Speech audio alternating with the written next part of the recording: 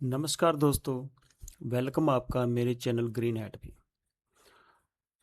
दोस्तों, हम industrial safety और फैक्ट्री सेफ्टी से जुड़ी कुछ महत्वपूर्ण जानकारी को सरल भाषा में समझेंगे।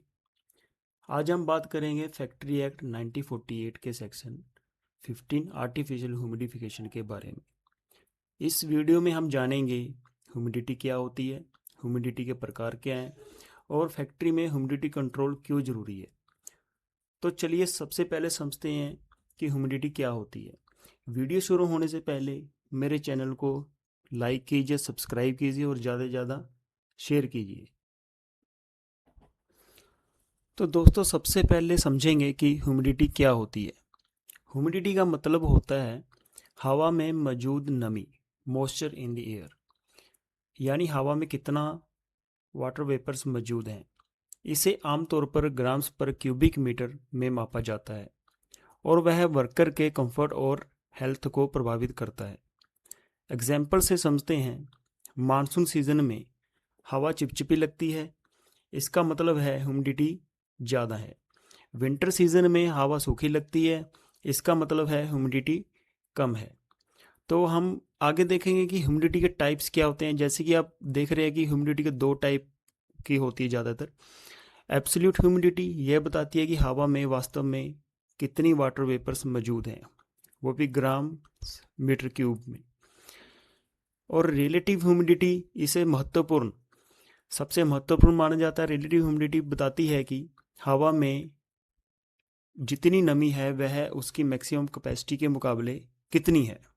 उदाहरण के लिए, अगर रिलेटिव ह्यूमिडिटी 50 है तो इसका मतलब है कि हवा अपनी मैक्सिमम कैपेसिटी का आधा मॉइस्चर होल्ड कर रही है।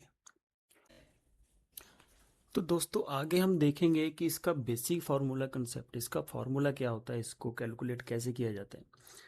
रिलेटिव ह्यूमिडिटी को हमेशा परसेंटेज में नापा जाता है। जैसे कि आप देख रहे हो कि फार्मूला जो बताता है हमें, वो बताता है कि current amount of water vapour in air divided by maximum possible water vapours at the same temperature और मल्टीप्लाई बाय 100। इससे हमें क्या है कि जो रिलेटिव ह्यूमिडिटी है उसकी परसेंटेज निकल के सामने आ जाती है। तो आगे हम देखेंगे ह्यूमिडिटी को मेजर कैसे किया जाता है। इसके तीन तरीकों से इसको मेज़र किया जाता है। जैसे ही हाइग्रोमीटर से भी मेज़र किया जाता है, डिजिटल ह्यूमिडिटी सेंसर से भी किया जाता है और साइक्रोनोमीटर से भी इसको मेज़र किया जाता है। तो अभी हम देखेंगे इंडस्ट्री में इसकी इम्पोर्टेंस क्यों है, ह्यूमिडिटी को मेंटेन रखना क्यों ज़रूरी है सेफ्टी के बिहाव के तौर पे। तो अगर देखो, लो ह्यूमिडिटी होती है तो स्टैटिक इलेक्ट्रिसिटी इंक्रीज होती है, जिससे क्या कि फायर का जो रिस्क है वो इंक्रीज हो जाता है। अगर ह्यूमिडिटी हाई होती है तो फंगल ग्रोथ हो इंक्रीज होती है और हेल्थ रिस्क इंक्रीज होता है। So that's why maintain control humidity is very important in industrial. तो ह्यूमिडिटी को कंट्रोल करना इंडस्ट्री में बहुत ज़रूरी है। अगर ह्यूमिडिटी कम रहेगी, 50 से कम रहेगी, तो उसमें क्या है कि आग लगने के चांसेस बढ़ जाते हैं। फॉर एग्जांपल, जैसे टेक्सटाइल इंडस्ट्रीज में क्या होता है कि जो कॉटन की डस्ट होती है, अगर स्टैटिक ह्यूमिडिटी लो है तो वहाँ पे स्टैटिक चार्ज जनरेट होना एक नॉर्मल बात होती है। तो उससे क्या है कि उसमें आग लगने के चांसेस बढ़ जाते हैं। तो इसलिए उसका जो है 65 या 70% तक ह्यूमिडिटी को मेंटेन वहाँ पे रखा जाता है, ताकि स्टैटिक चार्ज जो है, स्टैटिक इलेक्ट्रिसिटी वो जनरेट ना हो और जिससे फायर के चांसेस कम हो। अभी हम देखेंगे इसकी टेक्निक क्या क्या हम यूज़ करते हैं ह्यूमिडिटी को मेंटेन करने के लिए।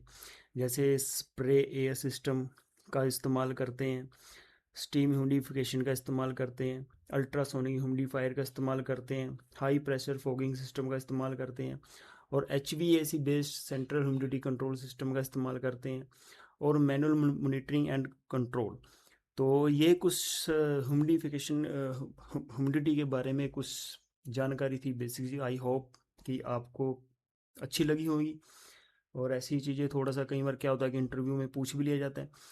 तो मेरे चैनल को प्लीज़ लाइक कीजिए, शेयर कीजिए और सब्सक्राइब कीजिए। मिलेंगे अगली वीडियो के साथ, तब तक के लिए गुड बाय।